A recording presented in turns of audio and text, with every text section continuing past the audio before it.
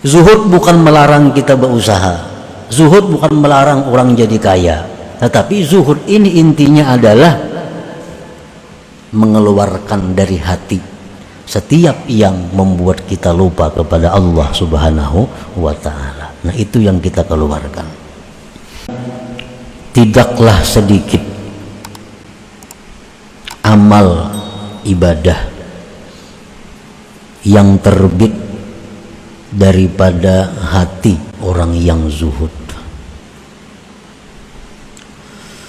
dan tidaklah banyak amal ibadah yang terbit daripada hati orang yang gemar kepada duniawi.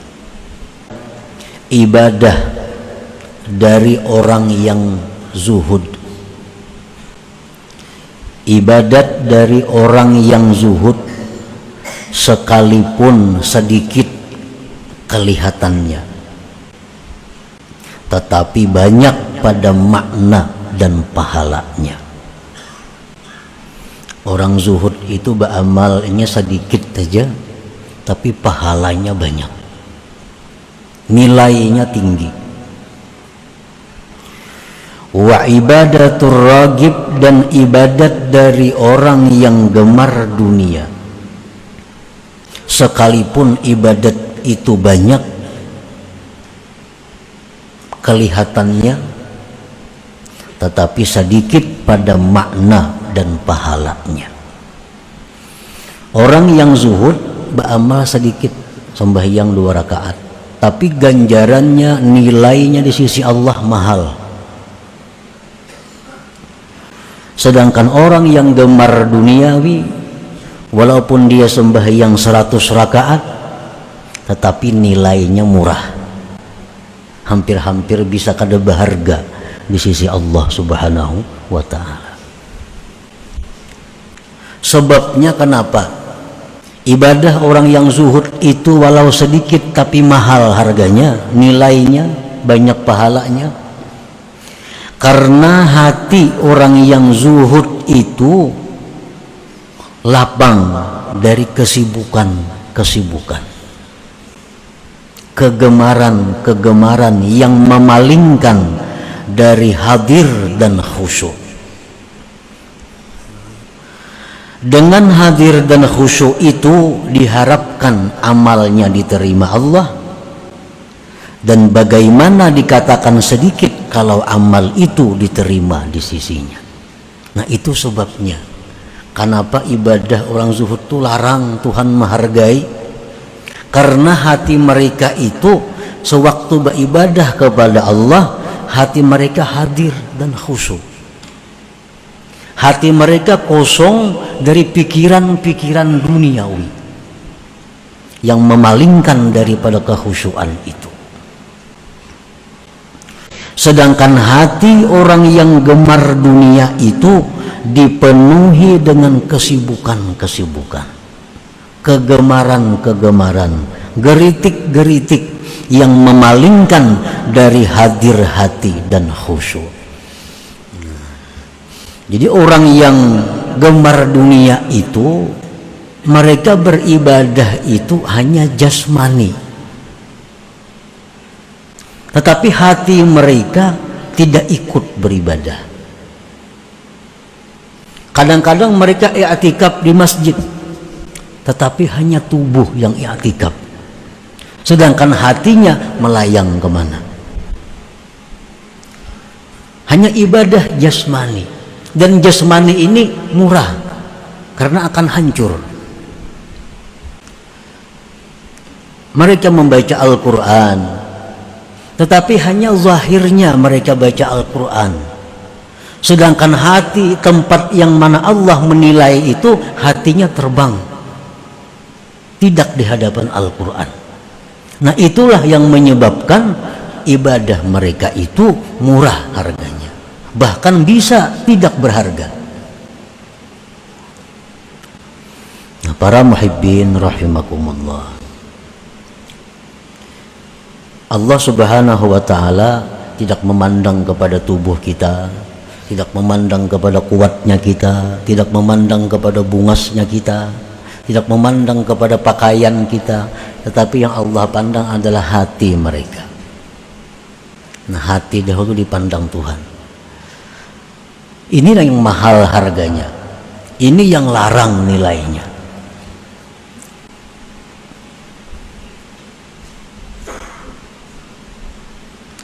Waqad qala an-nabi sallallahu alaihi wasallam, la yaqbalullah min abdin amala hatta yashhada qalbuhu ma'a badanihi.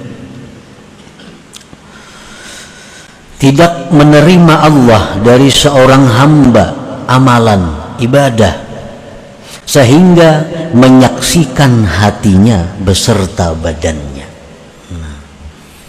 Jadi Allah kadang menerima amalan kita ini, yang mana hati kada ikut beramal, hanya badan yang beramal. Allah kada menerima itu, sehingga hatinya menyaksikan beserta badannya. Jadi kalau kita misal membaca Yasin, nah mata kita ke Yasin, mulut kita Yasin, hati kita pun Yasin. Nah ini ngarannya hati menyaksikan beserta badan. Nah itu yang bisa diterima oleh Allah Subhanahu wa ta'ala. Berapa banyak orang yang berdiri sembahyang, tetapi ujar Nabi, bagiannya dari sembahyang itu cuma lapah dan susah payah.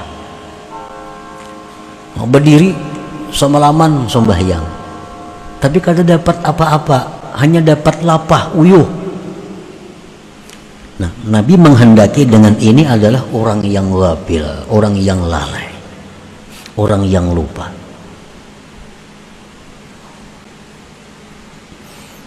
Makanya ada ungkapan dari para ulama bahwa tidurnya orang alim itu lebih baik daripada ibadahnya orang jahil. Tidurnya orang alim itu lebih baik daripada beribadahnya orang jahil. Nah, kenapa sebabnya? Karena orang alim ini kalau guringnya atas zikrullah. Niat guringnya orang alim tahu kayak apa supaya guring ini menjadi nilai yang ibadah. Nah, hendak guring berudu. Nah, sedangkan orang jahil ini mereka beribadah, tapi yang beribadah tuh hanya jasmani mereka. Hanya jasmani. Hati mereka kada ikut berjamaah, kada ikut beribadah. Ujar Nabi kita, tidak ada bagi seorang hamba dari sembahyangnya itu balasan kecuali yang dia sadar daripada sembahyang itu. Berapa persen sembahyang kita yang kita sadar, berapa persen yang dalam sembahyang itu kita khusyuk, itulah yang diberi nilai oleh Allah Subhanahu wa ta'ala. Nah, para muhibbin rahimakumullah, jadi sembahyangnya itu hanya sekedar untuk menunaikan tanggung jawabnya, hanya sekedar untuk melepaskan kewajibannya. Sedangkan pahala, sedangkan hadiah dari Allah kadang mereka dapatkan. Jadi jangan beranggapan muka itu jangan paraya sembahyang sama sekali. Nah itu anggapan yang salah. Itu banget lagi nih tuh. Mengpajang kada khusyuk juga sembahyangnya paraya sembahyang berpahala kada. Nah ini berat lagi. Sembahyang itu adalah menunaikan kewajiban kita. Dengan adanya sembahyang itu kita sudah terlepas dari siksa. Perkara berpahala kada berpahala itu perkara lain, tergantung bagaimana kita melaksanakan sembahyang itu. Dengan hudur dan khusyuk, jadilah amal itu dilipat gandakan pahalanya, punya nilai yang tinggi di sisi Allah Subhanahu wa ta'ala. Makin hebat orang ini khusyuknya. Khusyuk itu macam-macam pulang tingkatannya. Ada khusyuk yang permulaan, ada khusyuk pertengahan, ada khusyuk tingkat yang tinggi. Nah itu lain-lain lagi Allah memberikan ganjaran kepada mereka itu. Qala Nabi sallallahu alaihi wasallam, innar rajulaini min ummati la yaqumani ila shalah wa ruku'uhuma wa sujuduhuma wahid wa inna ma baina salataihima ma baina sama wal ard. Sesungguhnya dua orang laki-laki dari umatku sama-sama sembahyang, rukuknya sama, sujudnya sama, tapi ganjaran yang diberikan Allah antara langit dan bumi. Sembahyangnya sama aja, betul 2 rakaat, rukuknya, sujudnya, suratnya sama nang dibaca, tapi Allah memberi pahala kepada yang satu dan kepada yang satunya seperti bumi dan langit jauhnya. Artinya apa? Yang satu ini sempurna khusyuknya, yang satu ini kada seberapa khusyuknya. Nah, jadi khusyuk dan hudur hati itu melipat gandakan amal, menjadikan amal bernilai tinggi. Dan ini bukan hanya semata-mata sembahyang. Kita berzikir, itu diperlukan juga hudur dan khusyuk. Kita membaca Quran, diperlukan hudur dan khusyuk. Kita membaca salawat, diperlukan hadir hati dan khusyuk, supaya ibadah-ibadah kita itu diterima di sisi Allah Subhanahu wa taala. Berkata Ibnu Mas'ud radhiyallahu an, 2 rakaat dari orang yang zuhud, yang alim, lebih baik, lebih disukai di sisi Allah dari ibadah orang yang beribadah sampai sepanjang masa. Orangnya zuhud, dengan sebab zuhud ini lalu hatinya kosong dari selain Allah. Sembahyangnya lalu inya sadar, sembahyangnya itu dia hadir 2 rakaat saja, nilainya lebih daripada orang yang beribadat sampai hari kiamat. Nah, 2 rakaat saja. Makanya tadi ujar Imam Ahmad, maqalla amalun baraza min qalbin zahid, tidak sedikit, artinya tidak sedikit, banyak apabila amal itu timbul dari hati orang yang zuhud, dan amal itu sedikit bila mana timbul dari hati orang yang gemar kepada dunia. Nah, para muhibbin rahimakumullah. Qala ba'dul ulama ar-ragibu fid dunya qalbuhu ghafilun 'anillah walau kana yaqulu Allah Allah 'ala dawam. Orang yang gemar pada dunia, hatinya itu lalai daripada Allah. Karena hati kita ini selalu mengingat apa yang dia cintai. Itu sudah pasti. Hati kita ini selalu mengingat dengan orang yang dicintainya. Bila yang dicintainya ini adalah Allah, maka hatinya selalu cenderungnya ke sana. Bila yang diingat ini adalah duniawi, maka hati pun cenderungnya kepada duniawi. Jadi hati kita ini cenderungnya kepada yang dicintainya. Orang yang gemar pada dunia itu hatinya lalai dari Allah, sekalipun mulutnya berkata Allah Allah selamanya. Orang berzikir Allah Allah Allah Allah Allah Allah Allah Allah Allah, tapi hatinya lalai, hatinya kemana-mana kan juga. Wazahid fid dunya zakarallah ala dawam walau qalla zikruhu bil lisan. Sedangkan orang yang zuhud pada dunia itu dia ingat Allah selamanya walaupun mulutnya sedikit mengata Allah Allah. Amun amalannya kada banyak, kada Allah Allah itu. Cuma hatinya selalu kepada Allah karena yang dicintainya adalah Allah. Nah, para muhibbin rahimakumullah. Nah, pengertian zuhud itu menurut kaum sufi, zuhud itu artinya adalah membenci sesuatu yang melalaikan dia dari Allah. Membenci sesuatu umum, apakah sesuatu itu? Membenci sesuatu yang membuat dia lupa kepada Allah, maka dia keluarkan dari hatinya, dia buang dari hatinya, dia tinggalkan daripada hatinya. sehingga hatinya itu kosong dari selain Allah Subhanahu wa ta'ala. Nah, ini pengertian zuhud itu. Bukan artinya zuhud itu miskin, kada tentu. Bukan zuhud ini harus fakir, kada. Orang kaya bisa zuhud, karena zuhud ini perkara hati. Hatinya itu membuang hal-hal yang bisa melingahkan, melalaikan dia daripada mengingat Allah. Nah, itu dibuang.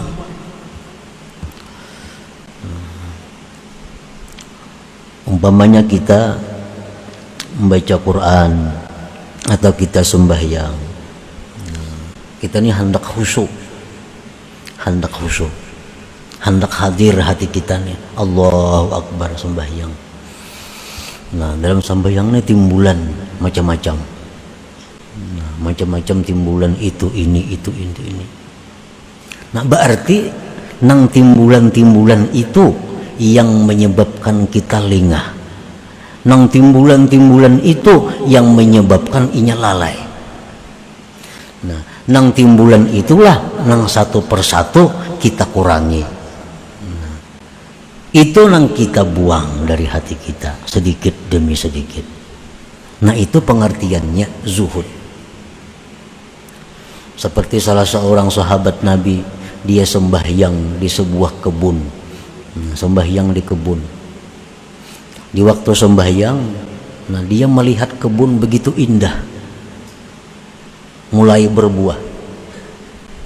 Akhirnya sembahyang kada ingat lagi 2 rakaat kah 3 rakaat kah. Nah, selesai sembahyang, laki-laki sahabat Nabi ini datang kepada Rasulullah SAW dan beliau menyatakan bahwa kebun itu, wahai Rasul, ulun wakafkan karena Allah Subhanahu wa ta'ala. Nah, ini artinya membuang sesuatu yang membuat kita lengah, yang membuat kita lalai. Nah, jadi apa-apa yang biasa muncul di hati kita, pikiran duniawi, nah itu jangan dihiraukan lagi, karena itu yang membuat kita lengah. Nah, para muhibbin rahimakumullah, jadi bukan berarti zuhud itu kita harus membuang harta seluruhnya, bukan. Yang penting kita mengusahakan, melatih diri supaya dalam sembahyang, dalam ibadah, bahwa hati kita itu kadang mengingat kepada itu. Jakanya kalau kita diatur nih, nah, kita sembahyang ini di masjid. Nah, di masjid semuaan, awak di masjid, hati di masjid, mata di masjid, telinga di masjid. Nah, kalau kita rahatan membaca Quran, semuaan kita membaca Quran. Nah, itu nang bisa mengolah kita khusyuk. Itu nang ngarannya kita hadir hati. Selama hati kita ini terpisah dari badan kita, kemana hati itu hinggapnya? Nah, di situ nang perlu kita latih, nang perlu kita tinggalkan sedikit demi sedikit. Nah, selama kita masih mengingun itu, memelihara itu, kita akan bisa khusyuk, akan bisa hadir dalam setiap ibadah kita. Dan ibadah kita akan bisa bernilai tinggi, bernilai besar di sisi Allah Subhanahu wa ta'ala. Nah, para muhibbin rahimakumullah, ada usaha kita ini yang kada kita pikirkan, tapi hasilnya bagus. Padahal kita kada suah memikirkan usaha itu. Hari-hari berjalan normal, duit masuk, barang jalan, pikiran kita kada mengarah ke sana. Nah, ini usaha yang diberkati Allah. Ada usaha yang kada diberkati Allah, pikiran tak arah ke sana, jadi duit maka kada. Berapa bulan udah mikirkan usaha nih, sembahyang di bawah sembahyang, baca Quran, sampai setahun dah belum ada keuntungannya lagi. Nah, ini usaha yang mesti ditinggalkan, yang mesti dibuang. Kada kawa diingun usaha itu. Ini yang maulah kita lengah, lalai daripada Allah Subhanahu wa ta'ala. Zuhud bukan melarang kita berusaha. Zuhud bukan melarang orang jadi kaya. Tetapi zuhud ini intinya adalah mengeluarkan dari hati setiap yang membuat kita lupa kepada Allah Subhanahu wa ta'ala. Nah, itu yang kita keluarkan.